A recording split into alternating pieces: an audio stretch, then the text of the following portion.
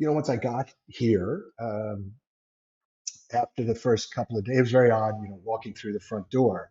I was very nervous about it, because you're 8 years. Absolutely.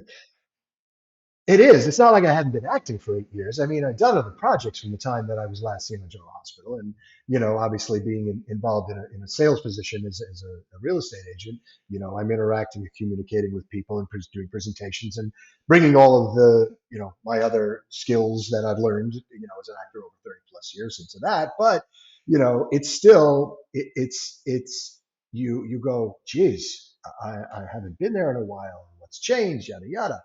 And I'm a king. Like I said, I'm very big on preparation. I like knowing what's coming before I walk into it. I'll dive in anyway, but you just like to know what your parameters are. So yeah, I so much that the night before I left, I was lying in bed. I had to get up at 5 a.m. and I'm lying next to my wife, and it's midnight, and I can't go to sleep, and I have a full-on panic attack.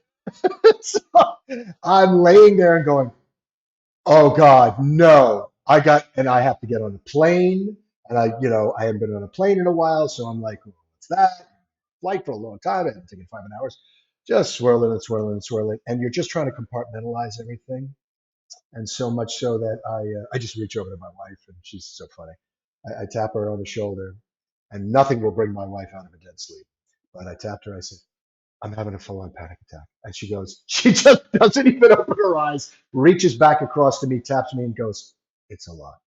And that was it. That was her input to my anxiety. And believe it or not, it actually was enough. So I calmed myself down. I got up the next day, and I think it was really just once I got here, I was very grateful. I had friends to be able to stay with up until this point, and you know, walking through the door, it was odd. My body, my I can't remember if it was my body that was trying to catch up with my brain or my brain trying to catch up with my body.